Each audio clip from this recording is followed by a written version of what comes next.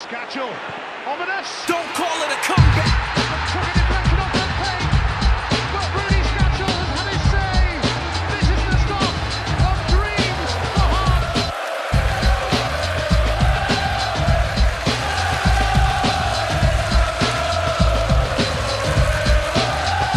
Hi guys, you remember us? It's your friends. Hi. It's your very nice friends who like Heart of Midlothian just as much as you do. Yeah, we're back. We're back. I'm sure you missed us. Sure, yep. All those messages and voicemails that. No. It's been a constant clamour. Yes. It's not. It's I'm not. Nickel. I'm Rob. And yeah, we've, apologies, we've been weirdly busy over the last, 2-3 weeks since the last time we were able to podcast. Yeah. Hearts have played some games, Hearts have not played some games. Yes, that has happened. Weather has been an issue. Yeah, Yeah. it sure has. But yeah, we're back. We're just going to round up the last few weeks of Hearts since there's, 5 games to... Sounds right. It's a nice round number, so I'm just going to agree with you. Things have happened. Right, okay, so when last we left, we were very frustrated about letting a 2-goal lead slip against Hibernian. Yep. So we decided to avenge that up in Dingwall. Yeah. Yeah! Fuck them Dingwallians. We were quite apprehensive about that game before we went into it because it was a very makeshift backline. Yeah, Jordan McGee and John Suter making his first start. Mm-hmm. Your boy Juwon at left back as well, and Captain Callum Patterson at right back. Super Cam. Yeah. Killer Cam. And that was up against Liam Boyce, who's scored 99 goals or something this season, and David Goodwillie, who's a well-known bully. David Goodwillie, who once upon a time was a good forward. Yeah, remember that guy? Yeah. Yeah. A lot of life's happened since then. A lot of things. A lot of events. Loads of things have happened to David. Allegedly. Allegedly have happened.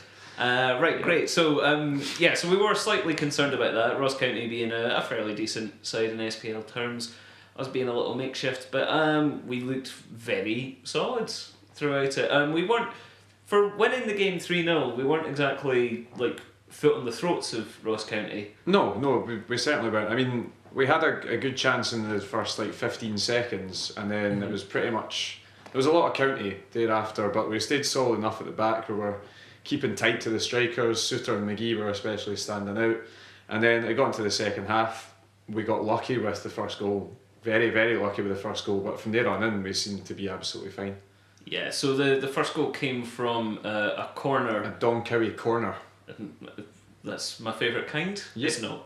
But I do like the defensive header that Irvin put in. Yeah, Jackson Irvin, it was kind of stretching right in the middle of the 6-yard box and managed to header it directly off the arsehole of Andrew Davis. Mm-hmm. It bounced into the net. I like to think it made a sort of a noise as it went.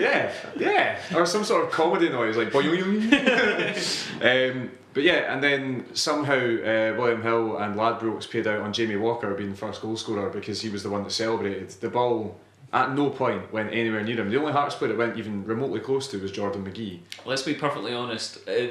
One of the major skills that any goal scorer has to have is the claiming of goals that have fuck all to do with them, and you can't teach it. Jamie Walker's just got it. The wheeling away, the pointing at himself, the not even a hint of remorse. Yeah, I mean, even Jordan McGee tried to do it. He turned out, no, Jordan, you're a defender, mate, alright? We still remember Pataudry. But yeah, Jamie Walker, I think that's still been included in his goal tally for the season. I don't know how. I have no idea how, but yeah, great goal by Jamie Walker to make it 1-0. Yeah, the first of many goals officially by Jamie Walker. Yes. But it was at that point, still newish signing Abiola Dowda's time to shine in the second half. Yeah. It was a long bangy from Alexander and a flick on from Juanma, and then what? And then he kind of walked to the corner of the box and then pinged a shot through the legs of the defender, very nicely disguised, and the keeper was left flailing. It went right into the bottom corner. So yeah, and then he seemed to celebrate by telling the Hearts fans to sit down. I don't know what that was about. He kind of, he motioned his hands downwards, but I don't know if that was him bowing to his new support or Maybe he was trying to waft a fart or something like that. Maybe. Possibly, but he's wafting it downwards, and I don't know. It's poor technique from the lad. It's very poor technique, but yeah, great goal, and the first real sign that we've got a striker on our hands. Yeah, well, that's the thing that I liked about Dowda. Well, let's touch in a second. The thing I like about Dowda is his scars. Cool. Yeah. They're right there in his face. Right there in his face. It's a good job you like them because you'll have to look at them a lot over his career. Yeah, he'll have to look at them all day, every day, for the rest of his life. Oh, not really. Only if he looks in a mirror. No, they're basically on his eyes. Anyway, we digress. Sure. That's not really how faces work, but cool. So mine works. Yeah. So his second goal, Zanata did a thing. Dario. Yeah, and Juan Oshiniwa found him. It's a completed pass by Juan Oshiniwa there. Yes. Well, World Cup star. He found Messi at the game. yeah. He found Zanata on the left, right in front of the dugouts, and Zanata let it run through his legs, then did a little sort of Cruyff turn past McGregor, Ross County player, and you could say literally anything. Let's just say it was Richard Foster, just for the. Let's just say he made Richard Foster look like a dick. Yes, okay, and then drove about 50 yards into the opposing area, laid it off quite nicely. I think he was maybe going to try a shot himself, but saw Dowda on the edge of the box, laid it back, and Dowda spanked it into the top corner with his left foot this time. Not a second of hesitation on the second one, just sort of like knew it was there, knew he was going to score, and just wanged it into the net. Absolutely, yeah, properly. Like it reminded me of Nikita Jelavic a wee bit. Always scored with his first touch. Yeah. Wouldn't take a touch, could just hit it on sight. And remind me of a goal that he scored for Everton against Spurs once. Basically a carbon copy. Just really good instinct, striking play. Yeah. Instinct, technique, all of it. Yeah. Positioning as well, being able to hang outside the box, knowing that Zanata's going to make the run into the middle. Yeah, it was great. Lovely curve on the ball as it went in. Yeah. Very pleasing flight, aesthetic. Absolutely. And then he did a little dance with Juan as well, which was nice to see. So yeah, it's like those sort of two goals kind of sum up what I really like about Dowda that we've seen so far. He's got a great idea of what. I think he really understands football. I think he understands the game very well. We'll touch on the Kilmarnock game a bit later, but like during the Kilmarnock game, it really struck me how much he was able to do like sort of one-touch lay-off passes and things like that, and just sort of knew where his teammates were going to go, or at least where they should go. I think there's still a bit more understanding to be reached between everybody there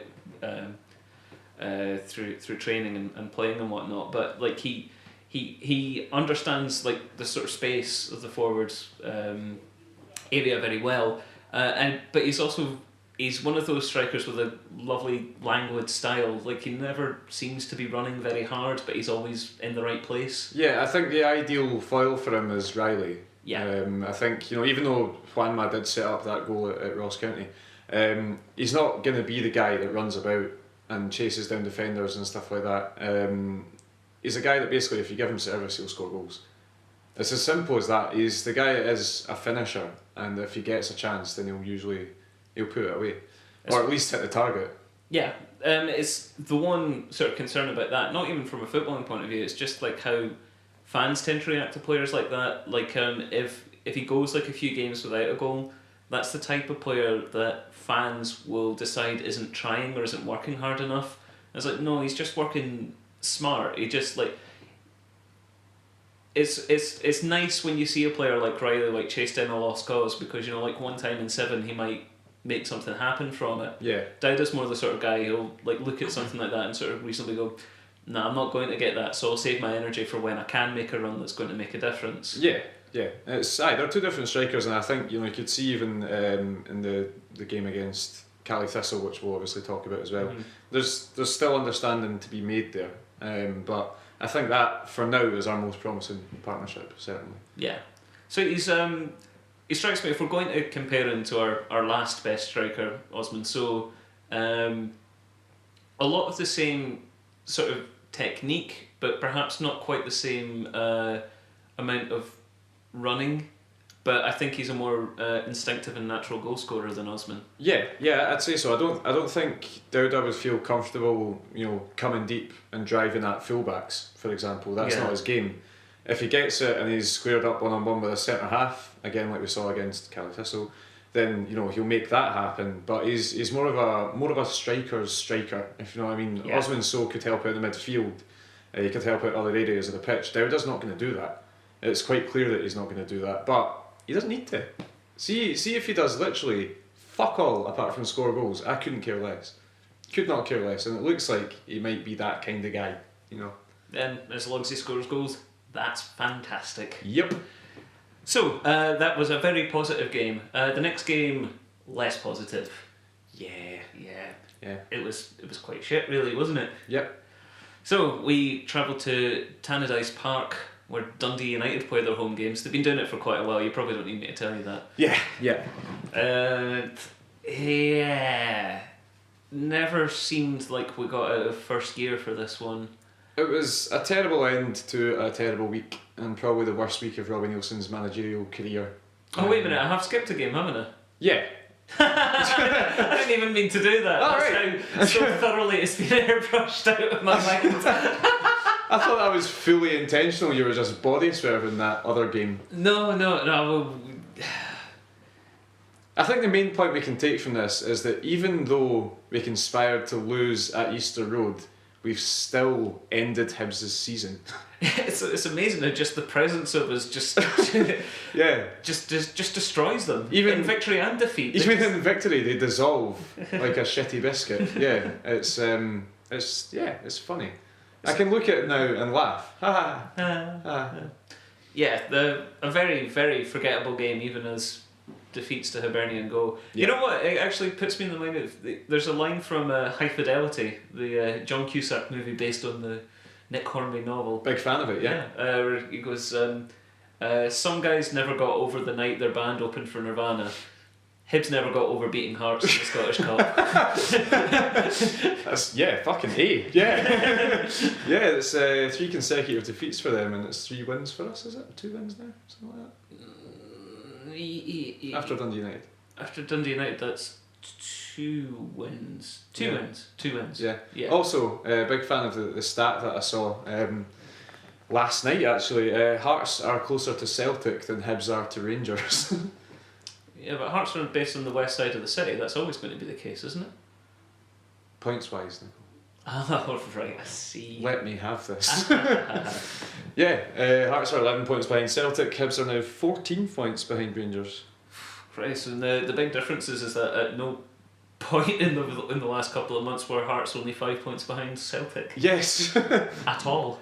Nope. Not even nearly. Not even close. No. Well, great job, Hibs. Yeah, well done. But we did lose that game, and it was a shame. It is a shame. Yeah. But I'm sufficiently over it now. Yeah. We've beaten Hibs enough times that a loss doesn't really matter. It's amazing what a couple of wins in the league can do for it as well. Yeah. And that's what we've gone on and done. After we talk about the shitty game at Tannadice. this The appalling game. Yeah. So, well, it wasn't going... Embarrassing. It wasn't going well. We hadn't created anything. We weren't good. Dundee United got a very simple goal off of a corner. Demel is a big guy, to be fair. Yeah, but I think, McGee getting sent off was probably a big thing as well. Was that before or after the goal? Before. That was before the goal. Yeah. Okay, right. 2 yellows. Both of them quite In the harsh. space of about 3 minutes, wasn't it? Yeah, 8 minutes between them, yeah. Both of them quite harsh, but the second one maybe shouldn't be diving in when you know you're on a booking. Yeah. The first one, the guy literally just he backs into McGee and falls over, and McGee gets booked. I'm guessing it's for persistent fouling or something. Yeah, what? They're both soft, but neither of them are ridiculous. They're neither of them in the category of like, oh, I've never seen that happen on a football pitch before. Yeah. But you're absolutely right. Like it's the second one that's the criminal one. Like Yeah. once you've given up the first one, you can't give the referee any excuse to book you again, especially not immediately fucking afterwards. Yes. Yeah. That was daft decision making from Jordan, which we've seen a couple of times this season. I'm still got all the hope in the world that he's going to be a good player, but I'm not sure if he'll stick around come the end of the season. Yeah, I think it does feel like Middlesbrough or a team like that will be back in from. Very possibly, yeah, very possibly. But we've got Suter, so fuck it. Yeah, Suter has been magnificent. Anything? Oh yeah, we scored. Jamie Walker scored a lovely goal in the Dundee United game. What an assist from Suter it was as well. Yeah, He absolutely. definitely intended it. He definitely didn't just volley the ball as high in the air as he possibly could. My favourite part about that was actually Cole Donaldson, their centre half, looking at Jamie Walker, looking at the ball, and looking at Jamie Walker again, and looking at the ball, deciding to do absolutely nothing. He just turned round as Walker took his touch and went, that's a good touch. then Walker rocketed it into the top of the net, and he was like, oh, right, okay, shit, I maybe should have done something. So, Joe, the tricky attacker on the ball. I see no issues here. It'd be great, actually, yeah. Let's see how this plays out. It'd be great if he was just commentating. And Walker on the left, going, oh, shit. That's poor effort from his marker there with that call done. Oh, God. Oh, God, guys, I've done it again. Wonderful finish. That's what Jamie Walker brings, that's what he do. I love him. He adds so much to the team, and I'm so happy he's fit again. So happy. It's been really weird, it's only since he's been back that I've kind of remembered, Jimmy Walker's really good, isn't he? I can't believe you forgot. Well, He's that good. It's just kind of, because we had Nicholson and King, Yeah. We had, our wingers were still, probably the best part of our team while Walker was gone. So, when I was looking at things that could improve about the team, I was looking at things like the central midfield, I was looking at things like left back, I was sort of thinking, they were occupying my brain so much, I wasn't sort of thinking, it's like, oh, Jamie Walker will, really be a boon to this team. And then he came back and it's like, oh shit, I mean, he's just so much stronger and more astute and got better control than Nicholson or King. Yeah. I'm just, Nicol doesn't speak for the entire podcast here. I knew Hearts completely missed Jamie Walker. It was obvious from as soon as he went out injured. But yeah, that's attributes he was shown last season. I mean, I think there's a great argument to be made for him being our Player of the Year last season. Oh, definitely. And he was shown that against lesser teams, fair enough. But even at the start of this season, carrying an injury, he was still keeping the ball, he was still working. His ball retention is just incredible, which is why he can drift into that number 10 role so well. He can pivot on the ball, turn, drive at people. His decision making's improved a huge amount as well. He looks hungry as fuck whenever he gets the ball now as well, which is just a joy to see. He's brilliant. He's absolutely superb, and there's no doubt in my mind he's probably one of, if not our best player. Cool. I think Callum Patterson will have something to say about that, but... Oh yeah, that's, argument to be made. But yeah, no, certainly. Cool. And then we lost the game to a fucking howitzer. Paul Payton, I don't think he's ever done that before, but he's a huge part of that United team, and yeah, it was an absolute ping. Maybe it should have been closed down a bit more effectively. Dundee United had the ball for about 3 minutes before they actually scored, so there could be deficiencies pointed out at any part of the midfield or the defence, but you can't legislate for that. No, not at all. It's an absolute screamer. And that's the sort of position where it's not that you don't mark, but you sort of ease off. You're just sort of like, okay, you shoot from there, mate. You do whatever you want. Oh. Yeah. Oh. Yeah. I think even Alexander had been inspired in the goals as well. He'd had a great game, so it was gonna have to take something like that to beat him. Having played 60 minutes with 10 men, it would have been great to get a draw, but these things happen, I think. The other major talking point from that game was the relatively early hooking of Juwon, which I think we have to say signals. It was the Dundee United game where he was taken off around about half time, I think, wasn't it? We were rejigging the defence, so obviously Suter had come on for McGee when he got sent off. For Zanata, yeah. To replace McGee in the back line. But then, we went even further, and Juwon was taken off. I think at half time. Yeah, no, you're right. I remember that now. Aye. Which was a fairly big signal. It was of Robbie saying I don't trust you, and I can't trust you in this game, and unless something remarkable changes, it kind of feels like that might be his Hearts career over. It's looking more and more like it. It is looking more and more like it, especially with the rumours that we're looking at that Mark Russell from Greenock Morton, 19-year-old left back who's tearing it up down in Capello. So yeah, Possibly, but I wouldn't look far too much into it right now, to be honest. I think there's still the possibility. It's still one of our weakest positions as left back. We've basically now just got Rossi, Yeah. or McGee can fill a gap if needed.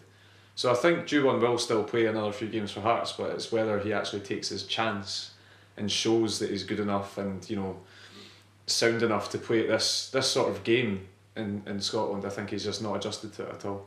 Yeah, it's a shame because he's definitely got footballing ability. He just Got doesn't- great chat as well. Yeah, absolutely. Can't deny that. But he just doesn't seem to be aware of what's happening in the game most of the time. Yeah, and I think he's very, very eager to impress as well, which doesn't help. We've had players like that over the years who've been far too concerned about showing the fans what they're good at and stuff like that they kind of forget the basics, and it's kind of been like that in a lot of his games. He played very well up at Ross County, by all accounts, probably his best game for us. So, you know, maybe he does have it in him, but it's whether Robbie now sees Rossi as, you know, our number one left back, which for the time being, it's looking very, very much like that. Wow. Well, I hope you come good, Juwon, but oh well. Yeah. So then, Kilmarnock happened. Well, no, for what happened before that is we were meant to play Partick. Yeah. And the morning of that Saturday, everything was fine. Game's on. Yeah. Come on through, lads. Yeah. Get on the train, Nickel. Get on the train from Glasgow. Yeah. I was working that day, so I wouldn't have been able to make it anyway. Oh, good for you! But I'm working this Saturday as well, so I won't be able to make it again. An absolute downpour of rain, sleet and snow for an extended period of over an hour in the morning, basically. If it was wet and it was cold and it was minging, it was falling onto Tynecastle. Yeah, and the pitch just went, nope. The pitch isn't in great nick anyway, but that pounding rain and stuff really, really didn't help. So. Yeah, so always annoying to have a game called off at short notice, but especially when you're already on the train to get off at Falkirk and wait for the train to take me back home. And I can tell you it was definitely snowing in Falkirk. It was a mystical winter wonderland as I looked onto Falkirk and despaired. But there we go. Yeah. Hooray. But that gave us some time off to think about what was happening. And Kilmarnock. Yay. Hooray. So a little bit different with the lineup in this. We went back to two wingers because Walker was fit enough to start. Yeah. And interesting game. Well, I think the general sort of feeling around Tynecastle at the end of that game is that we had not played very well. Yeah, but at the same time we had played Kilmarnock. Yeah. So I think Kilmarnock are. I'm gonna have to check a few sources for this, but Kilmarnock are absolutely humming. Yes, that is true. So shit. So shit. So shit. So yeah, that helped us, I think, in our game plan. The fact that we're playing probably the worst team in the league right now. That did help. Yeah, so we were a bit more open than we'd been in recent games. Rather than have the sort of three central midfielders, we did have two wingers and Doom and Prince in the middle, which I thought was a positive step for a game at home to one of the poorer teams in the league. Yeah. Play a bit open, and to be fair, like Kilmarnock didn't dominate midfield, even though they had like the sort of extra body in there. They really don't offer much at all, Kilmarnock. But you know, like McDonald made a lot of good saves. Balatoni was quite strong at centre half. Yeah. Obadiah quite impressed me just from the point of view that he's very, very fast and quite strong. Yeah. Yeah, he had Patterson on toast. Yeah. Patterson did not enjoy his afternoon at all, and then it was, you know, ended by an injury as well. So. And Kilmarnock have also got McGuinness, who's very big. Yeah, big lad. Yeah. Big old lad. But I think Suter and Ozturk completely nullified him, which was lovely to see. Yeah. So we got the goal from missing a penalty. Hearts missed a penalty, Robert. Can you believe it? Well, colour me fucking shocked. Yeah. But a nice touch from Walker to score on the rebound. Yeah, he absolutely intended that. 100% meant to sclaff it off the top of his boot and for it to loop over Jamie McDonald. Are you lying to me? Yes, I am lying to you. I'm shocked that you consider a relationship so frivolous that you can just. I'm shocked that Jamie Walker thought it okay to go and really celebrate that. it's the shittest goal he'll probably ever score, apart from that one at Ross County. It was a very, very good save. Yeah. It was a very good save. It was a well struck penalty. It was going in the corner and he tipped it onto the post. Walker was lucky with the rebound, but it doesn't matter how they go in. So that game was generally. I mean, we were on top. We did. In the first half anyway, we looked good going forward. Like I said before, Dowda was combining well with Riley and Walker and Nicholson. Just sort of we were quite intricate when we got forwards. Forced a few good saves out of McDonald's, but nothing went in. Dowda did miss but we did get a further penalty to miss. 2 missed penalties in the same game. Yeah. I think it's harsh to say miss. Saved. That's a better way to put it. Because then the player. A very soft penalty. The player got on target though, so saved as True, opposed to missed. Yeah, but McDonald saved it just by sort of yawning widely, and then it bounced off his hand. I wouldn't really say that. McDonald still had to dive onto the ground, and the fingertip that he got onto it only got onto the post as well. Yeah. So it wasn't an awful penalty. Penalties are fucking weird, man. If McDonald had dived the other way, we'd have been saying, "Oh, great penalty." That's true. Yeah. It's that's the way of it. If Walker, if he dived the other way, oh, great penalty. It's a penalty is a goalkeeper's dream basically, because either way they're not going to get fucking blamed. But yeah, it's true. Actually, you just kind of remind me of like last season when Prince hit a penalty off the post, and I said it was a good penalty because he'd hit it low and hard, and if it'd been a bit more on target, it was a certain goal. And you're like, no, it's not a good penalty because he missed the target. Yeah. And so this one, we're kind of the opposite. I'm sort of going, the process wasn't good. You're like, but the result was fine. It was on target. Yeah. Yeah. I mean, if you're taking a penalty, you get it on target, and it's a complete lottery whether the keeper decides to stand still or dive either way. That's the way of it. I didn't feel confident when Dowda picked up the ball. To be honest with you, I don't think he should have taken it. Yeah. But these things happen. I can't remember who was on the pitch. These things happen a lot to us, though. Yeah, they tend to. Walker was still on the pitch. Yeah, having just missed one though, I suppose. And I quite like what Nielsen came out and said, and he was like, "We don't have a set penalty taker. We won't, under my stewardship, have a set penalty taker. It's up to the players on the pitch because they'll know who's confident and who wants to take it, and they can decide." He's like, "We practice penalties. All the players practice penalties. So if they want to take one, then that's fine by me because there's no point in having a set penalty taker." And I can't disagree with that, to be honest. Well, like you said, there's so much luck involved with penalties that it might just be that we're having lots of bad luck at the moment. I would like to see Jim at least try because he's got good technique. He scored one against Motherwell. Exactly. So maybe he can try again. More. Yeah, try more. Yeah. Other things from that game: Nicholson's header off the post, which I think approximately 70% of Tynecastle thought was in. Yes, including myself. The main thing for me from that game actually was how good a partnership Ozturk and Suter looked. Yeah. Ozturk was superb. Suter was maybe even slightly better than Ozturk as well. And they were the two that got man of the match as well, which for me summed it up. They were absolutely brilliant. Well, I think what I really noticed about Suter in that game is the lovely way that he gurns and clenches his teeth when he's running for a ball. He's just got, I can just imagine if he was standing next to him, you hear his, I'm gonna get the ball! Yes, I got the ball! When he's in possession, he might as well have a fucking cigar in his mouth. He just doesn't panic at all. And then when he's not on the ball, he's got this incredible tri-face, which I think was best exampled when Patterson went off and he went to right back and he was up against Obadiah. Yeah. And the physical nature of that battle, and right in front of me in section G, I was like, this guy's fucking great. He certainly is wonderful. A big fan of Suter. Just the maturity, the way that he's come in. Very interesting that he seems now to be the favoured partner to Ozturk. I think it's good management from Nielsen, because you've got a partnership there, or certainly one aspect of a couple of different partnerships, who has got 3 clean sheets in the league now from starting the game. So Ross County, Kilmarnock, and Cali Thistle as well. He's been part of a defence that's kept a clean sheet. You can't really drop that, and I think Augustine will be sitting on the bench, and he's got to understand that as well. From what I've seen, all the defenders seem to be pretty tight. They've got a wee defenders union thing going on. And yeah, I think that the way that they've played against Killie, against Cali Thistle, the two games that I've seen, they've looked absolutely superb.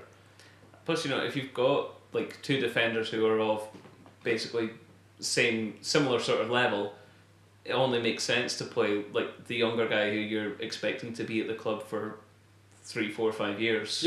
Yeah, absolutely. I mean, my one worry about that partnership is how good it is in the air.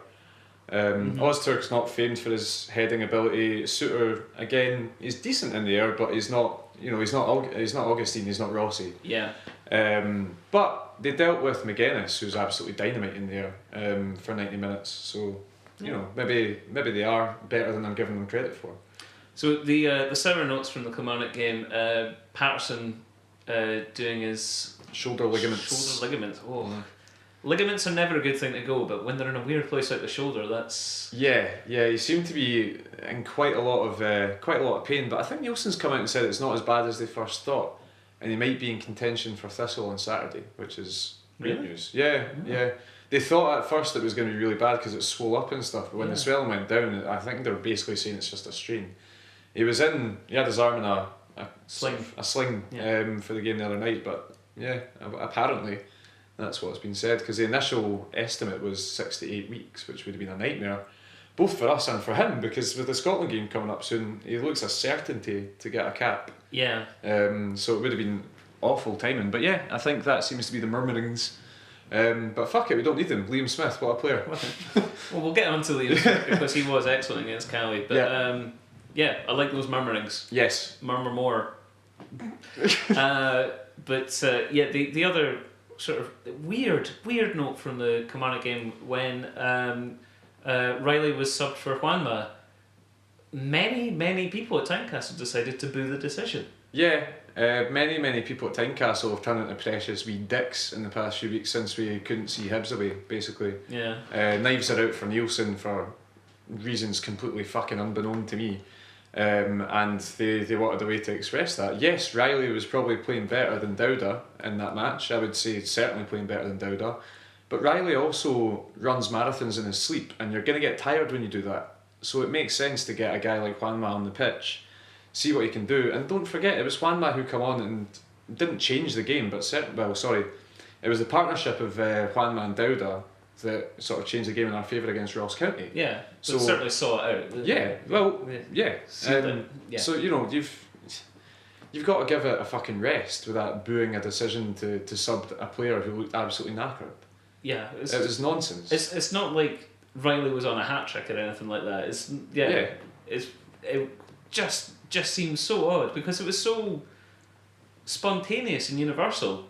Yeah, it's not like everybody had been applauding Riley throughout the game, but for so many people to make that decision. And it's not as if as well he brought off Riley and brought on like fucking Oshinila or something like that. Yeah. He did striker for striker and try another partnership in a game. Like, I'm coming on for Gavin Riley, Ricardo Benitez. It was a game where we never looked in any danger. Kilmarnock are fucking awful, and he was trying a new partnership. He was trying something different. What's wrong with that? And Juanma as well, actually, I thought looked good when he came on. Well, except when he went clean through on goal and completely shut the bed. Nah, he's not got the pace to take the ball from his own half and run through on goal. I think that's always been quite clear. He didn't need pace, he just needed to be, have the confidence to shoot the ball when the shot was on. He should have done better, but, you could point to his goal at Dundee at Dens Park when he was put through on goal, but then he cut inside the guy and made a lovely finish. He can do it, it's just that time it was read by Balotelli, who's not slow as well, so it's not really a surprise that he caught him. I think he should have shot when he had the chance, but you can see why he tried to do what he did. It was frustrating, but it's what strikers do. True that. And also, it was a nice wee through ball, a nice wee touch from Dowda that put him through in the first place, so, partnership. Do you think Robbie Nielsen's major crime was basically winning everything in sight last year and then not doing it now in a harder league? Yeah. He is a victim. What a bastard. He's a victim of his own success, basically. And it's a shame, and I think come the season's end, when we're going to be closer to Aberdeen, possibly above Aberdeen, why not, speculate. We're pretty close. What are we? Are six behind, and they're about to kick off in about whenever and play Dundee United tonight. So yeah, we're going to end up closer to Aberdeen, if not above Aberdeen, than we are to fourth. We're going to be in European competition again. Yeah, just dry your eyes, Hearts fans. We don't always beat Hibs. It does happen sometimes. Get the fuck over it. Yeah. So we march on. Cali Thistle, and same lineup as the Kilmarnock game, apart from Patterson, who we were missing, but Liam Smith slotted in beautifully. Yeah, he looks a real prospect. Anytime he's come on this season, I think he's made maybe 2 or 3 appearances from the bench. Yeah. He's not looked out of place whatsoever. He's very composed, very athletic, not strong, but certainly does a lot of running. Can support the wide men as well. I think one of the main things for me was the way he times the tackle. Yeah. He's really keeps his eye on the ball, knows what the winger's going to do. There was one time he showed Miles Storey inside instead of outside, and Alexander let him fucking know about it. But other than that, yeah, he looked great. And I think Patterson will probably leave us in the summer. So it's nice to know that we do have another youngster coming through that can hopefully follow in his footsteps. Yeah, he obviously doesn't have the thrust, the sheer athletic ability of Patterson, but No one does. No one does. But he's a classic fullback. Yeah. Smith, plays his position, gets forward when he can, so composed, so calm for someone so young. Yeah. And his touch from that. It's just great to have another Smith in the team. His touch from that sort of long crossfield ball from Rossi, and then cut inside, and then 1-2 with Riley, and then shot that went about a few inches over was eye-opening for me. I didn't know he had that in his locker, but why would I have? Basically seen him play 45 minutes in his entire life. But yeah, that showed me that maybe he does have a bit of the Pattersons about him. He's got a good guy to look up to, even though Patterson's only 2 years older than him. But he is about 3 feet taller than him, so he would literally be looking up to him. That's true. That's true. He's not the smallest Smith, but he's he genuinely looks like, even facially, looks like he could be Don Cowie's son. They even run the same. When they were both on the pitch towards the end, I was like, what the fuck is going on here? So the actual game, for the first 10 minutes or so, Cali, a quite beat up Cali as far as I understand, missing quite a few players, right? Yeah, they were missing James Vincent, Josh Meekings, that guy who scores their goals, Draper. Yeah. They were missing some key players, so they basically built a team to be a solid wall that we couldn't get through. Yeah, they did it effectively. Yeah, they put up a good fight. Like I say, first 10 minutes, very, very scrappy. Basically, fuck all happened. Hearts couldn't put passes together. But then eventually things started to happen in the final third, and it was a long ball up to Walker that he controlled beautifully. I think we tried it just before that, and Walker couldn't quite get his touch on. We could see there was a weakness with Horner playing right back for them. I think the guy's usually a midfielder. And Walker was getting inside him every time, and yeah, I wouldn't describe it as a hoof. It was a very nicely placed pass from June. Igor, wasn't it? June. Was it June? Yeah. Oh no, Igor's was the one for Smith. For Smith, yeah. June took it from Ozturk and basically saw the run in the pass straight away. And yeah, what a touch from Jamie Walker. Slightly fortuitous that Horner got his foot on the ball after that, but it still bounced into his path. Yeah. Cali tried to sort of stick a couple of legs in, but knew that if they actually did, then it was a penalty. And Owen Vaughan-Williams is one of the most useless goalkeepers I've ever seen in my life, and he just sort of stood up and watched as Jamie Walker ran past him, and Walker stuck it in the net. So yeah, another goal for Jamie Walker. And another goal in this little spell of games that we're covering today that came from the long pass forward to a forward in the channels.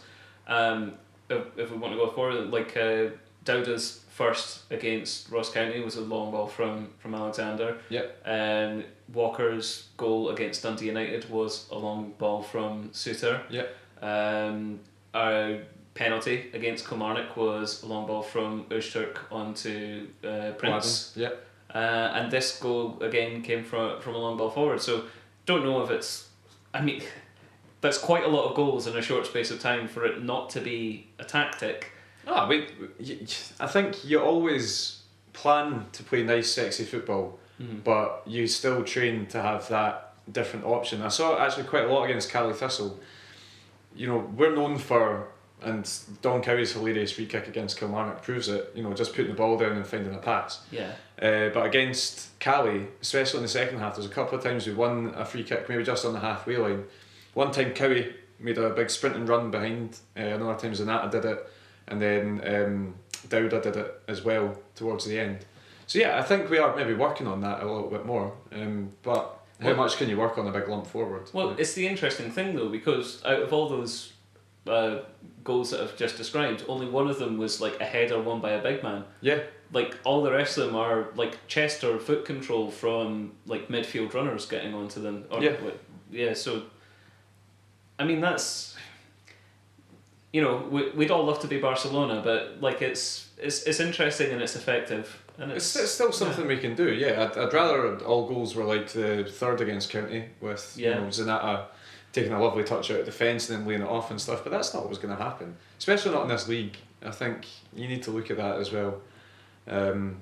It's better than that sort of 4 or 5 month periods like 5-6 years ago where our only goals ever came from a Michael Stewart penalty.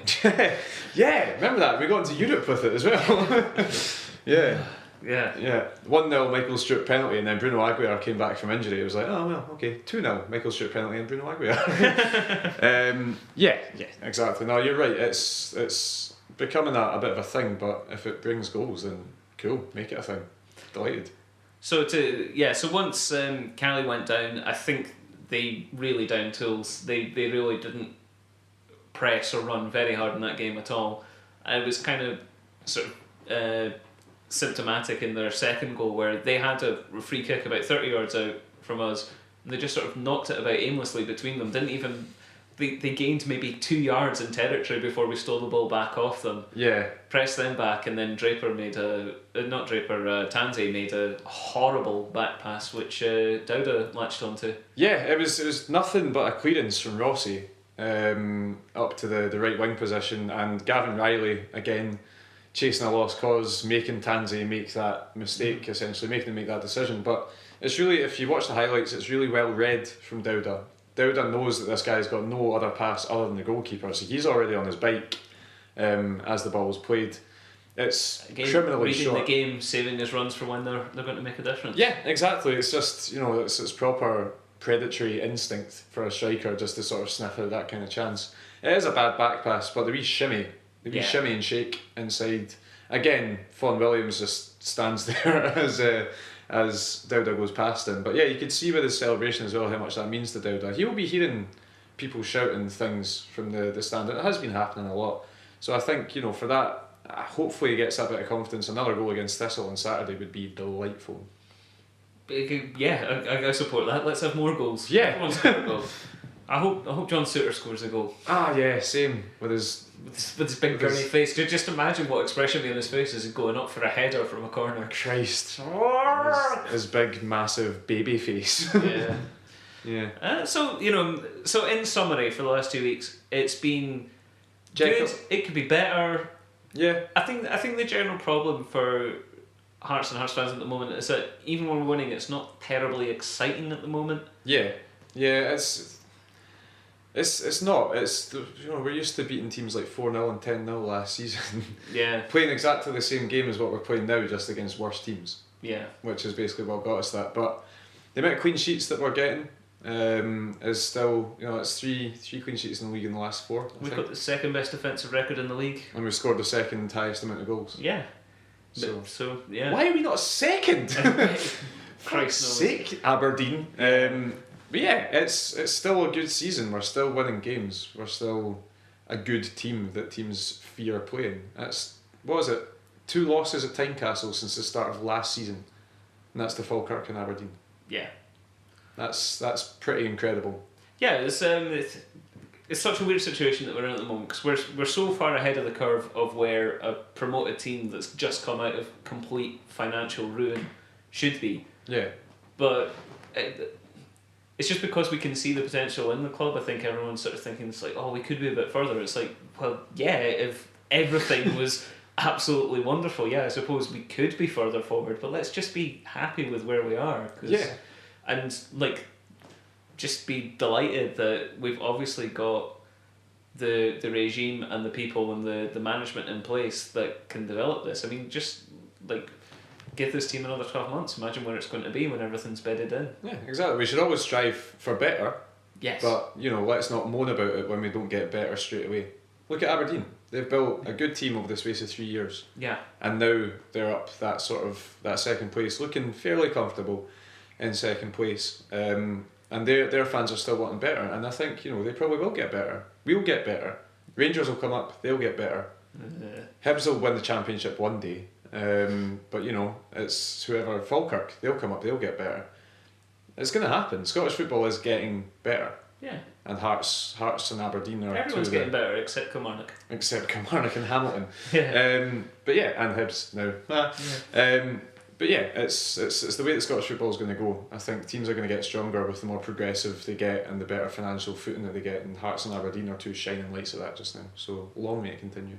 Yeah, well, except over the next few weeks where Aberdeen have lost their two best players, so hopefully they'll go in the toilet and we can overtake them. God, yeah, fuck them right in the bin. Yeah. Hooray! So over these last 2 weeks, we're gonna have to pick a man who exemplifies what's happened, a man who makes us want to sing, Yes. and that man Is a child. boy. Yeah. He's oh god, he looks like he's just fresh out of high school. He's honestly, what a young little face he has. I'm absolutely certain that John Suter has asked me to buy him a bottle of bucky and a 10 deck. Yeah, it's happened at some point over the years. Him and Ryan Gold standing outside the office.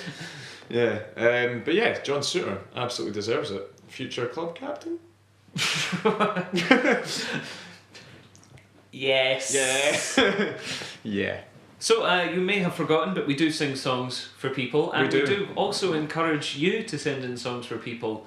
In a remarkable bit of prescience, just basically when we signed John Suter, Penguin Mackenzie, who's contributed before, emailed in this ditty. Okay.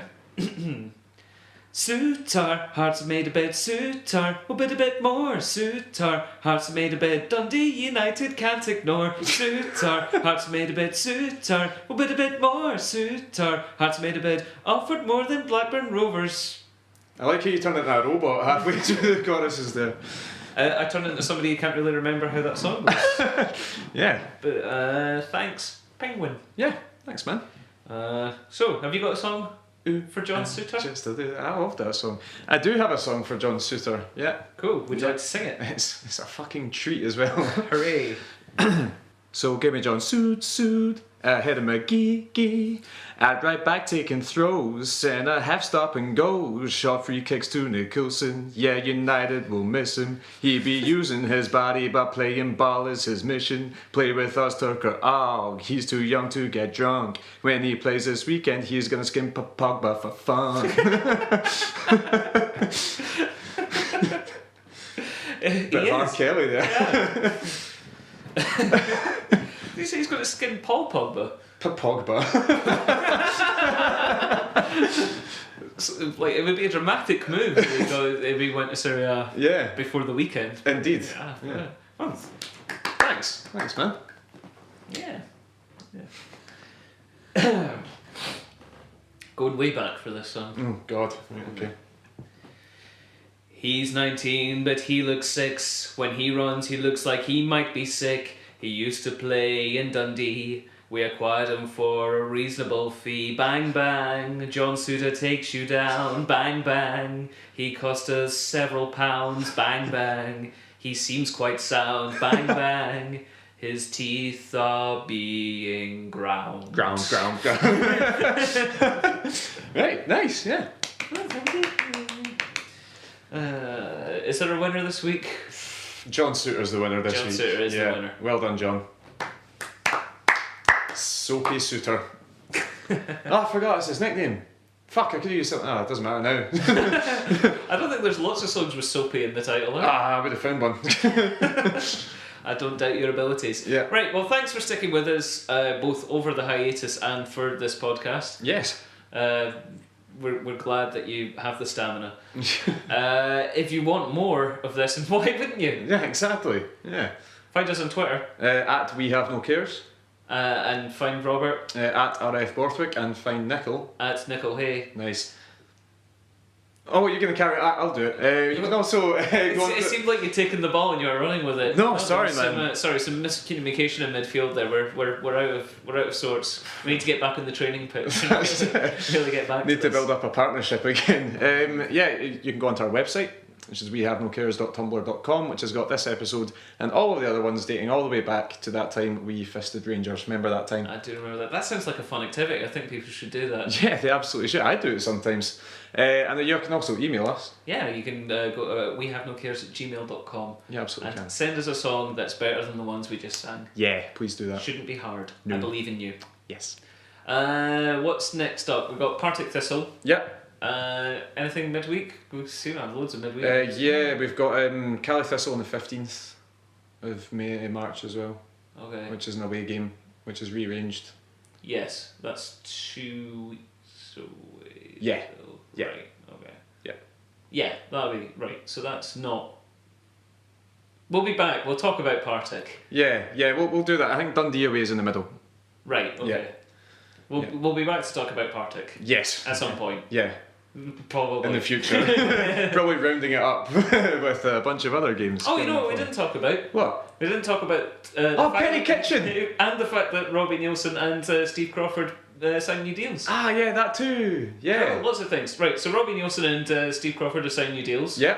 We're happy about that. We're delighted with that, yeah. It means we don't have to come up with a new tagline at the end of the show. Absolutely, yeah, that's the main thing for me, yeah. And we've got a new midfielder. Yeah, pending. Mm. Yeah. Yeah, lots of red tape involved in signing somebody who's not European. Yeah, especially from the MLS, because they have all those registration rules as well. Yeah. But yeah, seems like on paper a pretty great signing. Well, He's a USA international, man. he's played like 3 friendlies. Yeah, so he's a USA international, and he's played a friendly as recently as just last year. Yeah, I'm not.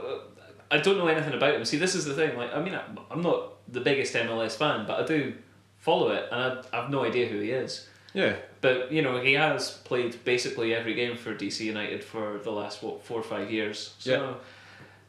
From what I've seen of Americans going onto Jambo's kickback, they all seem to think that he'll be a very good signing. Very good signing. And the DC United were desperate to keep him as well, but he had his heart set on moving to Europe. Not so desperate that they would pay him the money that he wanted. No, they offered him probably more than what we were giving him. They offered him $5,500 a week. I don't see us paying that for him, but that's speculation. I suppose we might be paying him fucking $20,000 a week. Who knows? Who knows? We're putting all of our Osmond So money onto a free transfer.